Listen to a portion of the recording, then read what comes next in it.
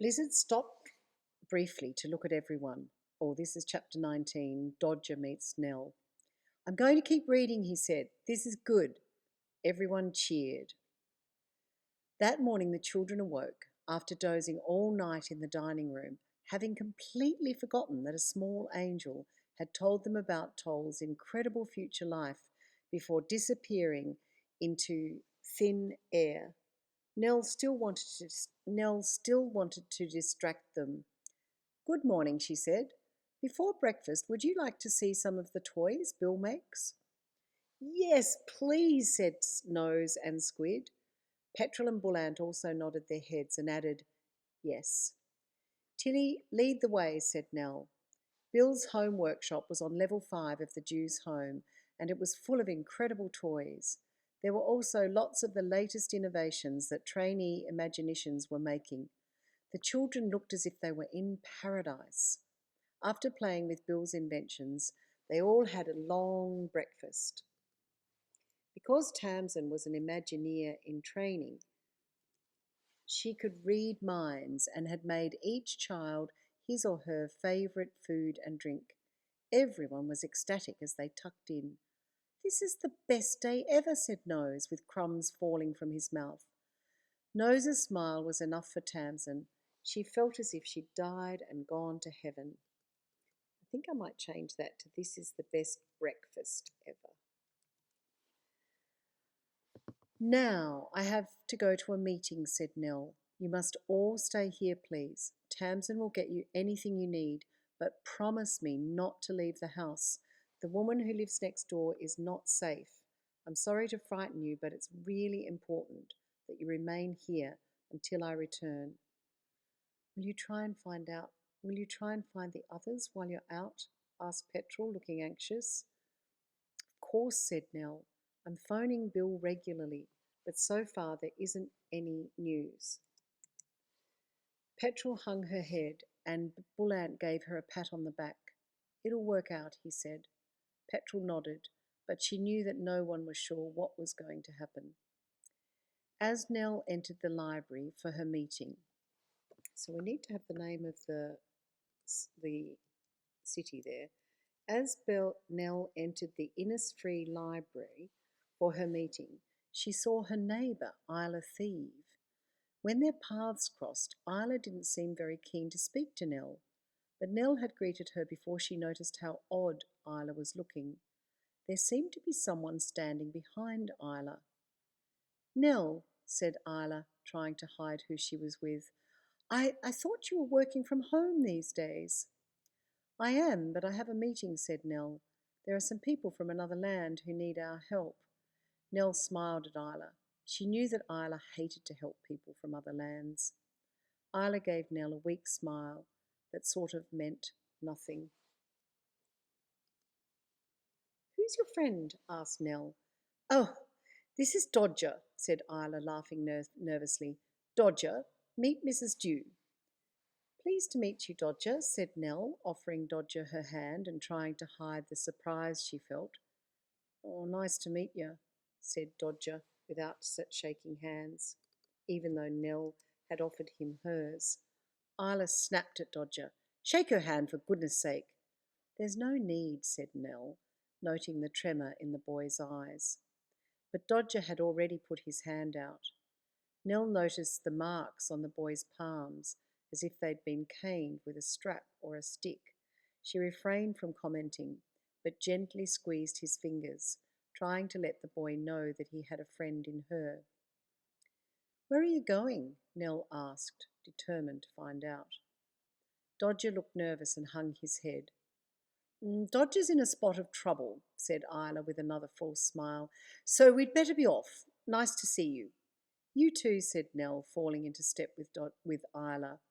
Are you looking after Dodger? Not really, said Isla. He's been abandoned by his father. Oh dear, murmured Nell. And his mother? Passed away some time ago, said Isla. Oh, I'm sorry, said Nell, looking at Dodger. That's where we come in, said Isla. Dodger would normally go to our new boarding school for the abandoned children. That's why we were asking you for money the other night, so that we can help. That's why we were asking you for money last night, so that we can help children like this. Isla glared at Nell. But Dodger's become quite a troublemaker, said Isla. Look, I really can't discuss it. Of course, said Nell. It's just that I'm doing some research into homeless kids at the moment, and I'd love to sit in on the case. I'd love to sit in on a case. It would be a good chance for me to have some close contact with someone in trouble, if you know what I mean. Isla looked bothered, but then smiled. Certainly, but I thought you had a meeting. My colleagues can handle it, said Nell. Where are you headed? Over to see one of the court personnel, said Isla. Not very interesting today, I'm afraid. It's no trouble, said Nell. I can probably speed things up for you. I'm well known by everyone there. Isla frowned and looked put out. Is that okay with you, Dodger? Asked Nell. If I help? S'pose, said Dodger, shrugging his shoulders. Once they were inside, Isla said, I'll go and get the paperwork. Dodger, come along. I can sit with him, said Nell. It's no trouble. Isla sighed in frustration. There's really no need, she said. I don't mind at all, said Nell. Isla shook her head and headed into the filing area. Once Nell was alone with Dodger, she didn't waste any time. Dodger, I need you to be honest with me, she said in a low voice. Did you meet my sons, Solo, and told you? Dodger looked terrified. Please tell me, repeated Nell. I want to help you. I don't know, stammered Dodger. I haven't done anything wrong. I know, whispered Nell. But did someone kidnap your father?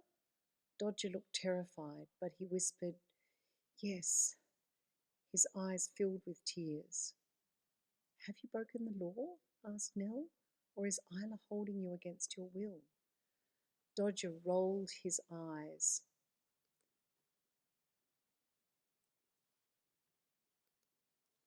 Broken her law, he whispered, but her law is just that everyone should do what she says, even if it's wrong. As they spoke, Nell kept her eyes on the door to the filing area. Have you seen a girl called Jax? Dodger looked frightened. I think it should say, Have you seen a girl called Jax? Nell whispered, or Nell asked. Dodger looked frightened. Can't say, he said. Did Isla do this to you? Asked Nell, pointing to the marks on his hands and arms.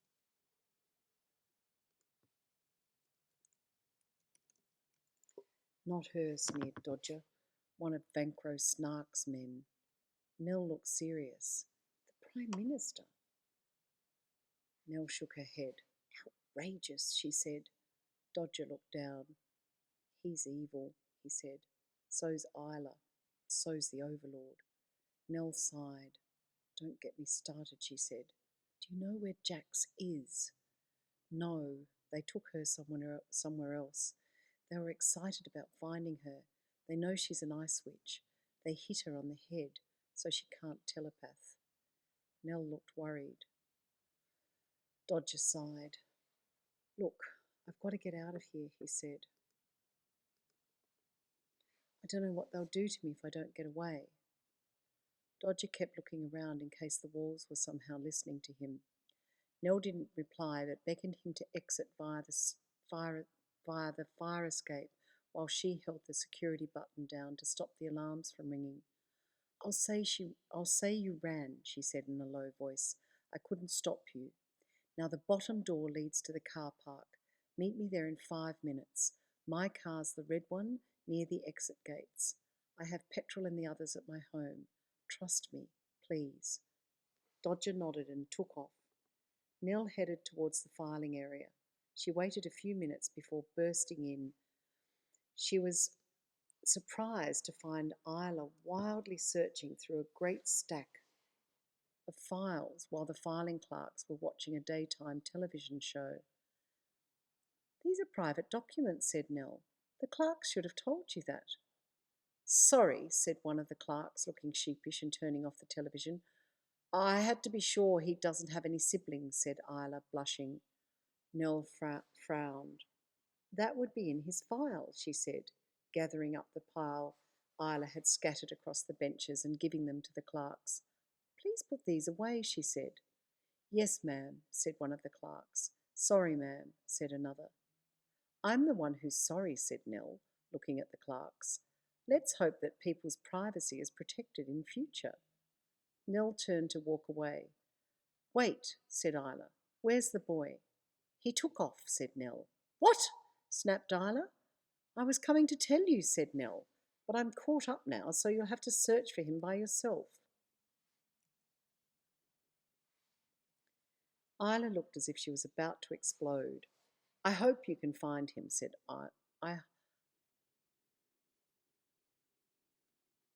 I hope I can find him, said Isla. He's actually quite dangerous. Nell sighed. I don't have time to help, she said, and with that she slipped into the stairwell and ran down to her car. On the ground at the back of her car was Dodger. Quickly, she said, opening the rear passenger door. Jump in and cover yourself with that blanket. Dodger did as Nell asked. Soon they were winding their way back to 11 Elvin Avenue. As she drove, Nell explained to Dodger what had happened. Dodger didn't say anything. Nell realised that he was probably in a state of shock. Stay under the blanket, said Nell. Petrol and the others are inside, but we won't be safe until we are right in the garage. Thanks, said Dodger, sounding muffled. Once the garage door closed, Nell telepathed Toll. Make food, make drinks, I have Dodger. As they headed up, oh, sorry, I just need to stop there for a moment. Once the garage door closed, Nell telepathed Toll. Make food, make drinks, I have Dodger. Nell helped Dodger out of the car. You've been so brave, she said, and you are most welcome here, but you mustn't go outside or near our windows. Isla and the Overlord live next door to us, but we don't approve of what they do. It's incredibly important that they don't know you're all here, okay? Of course, said Decker. Thank you so much. Oh, sorry, not Decker. Of course, said Dodger. Thank you so much. You're welcome, said Nell. As they headed up the stairs, Nell and Dodger could hear wild cheering. Dodger! Shouted Petrol and Bullant. Dodgy! Said Nose. Squid hugged him over and over. What happened? Asked Petrol. Give him a moment, said Nell. He needs food and drink, and then he can tell us everything. Toll shook hands with Dodger and then gave him a hug.